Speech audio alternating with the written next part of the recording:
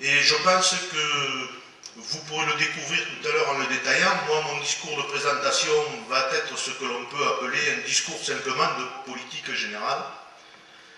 Nous sommes une liste de gauche qui n'a pas de foncier à vendre et qui n'est pas là pour faire des affaires dans le business immobilier.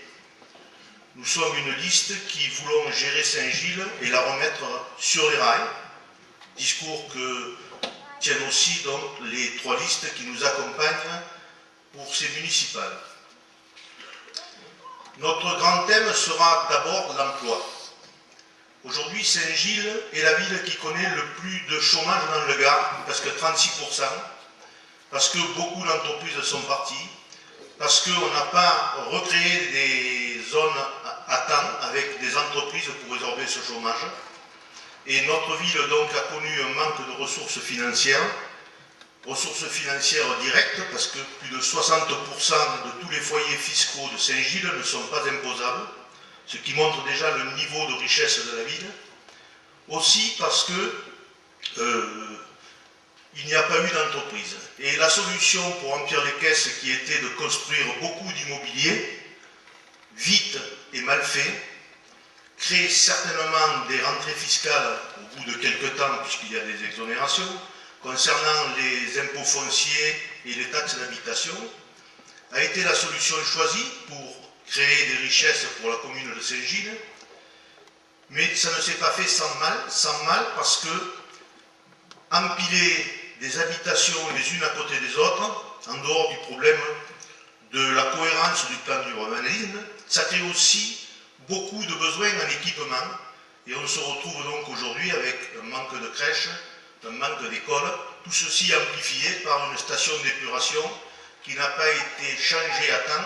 Tout le monde sait à Saint-Gilles que ça fait que plus de 10 ans que cette station pollue déjà. Elle était en volume 21 000 équivalents personnes, et à cause de ces multiples pollutions, elle a été ramenée à 14 000 équivalents personnes. Et dans les équivalences, il y a tous ceux qui est usines, magasins qui consomment de l'eau. Et tous les permis de construire sont bloqués. Donc on va, en ce moment, connaître quelques problèmes, notamment pour tout ce qui est promotion immobilière, parce que tout est bloqué.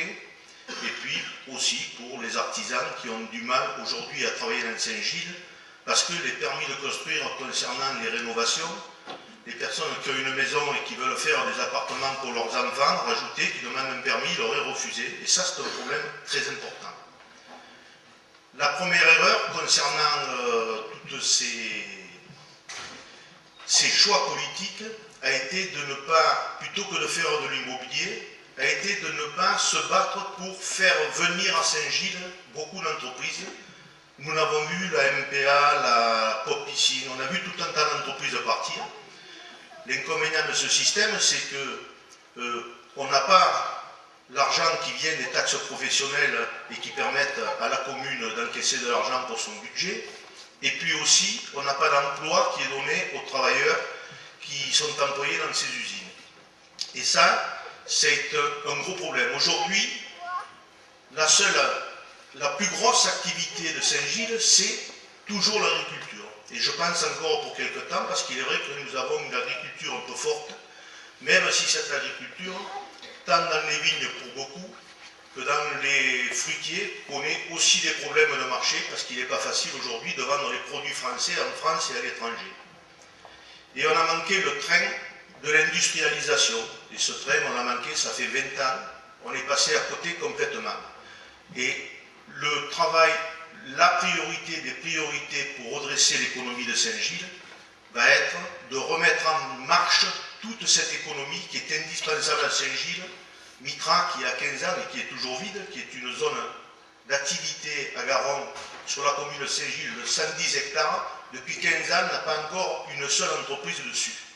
Et tout ça, ce sont quand même un peu des drames économiques. Donc là, nous allons vraiment nous y attacher, parce qu'on a manqué le train de l'industrialisation.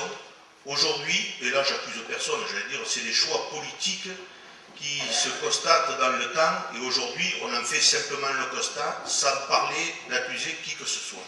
Mais c'est un vrai constat. La solution, c'est vraiment de se battre pour implanter des entreprises.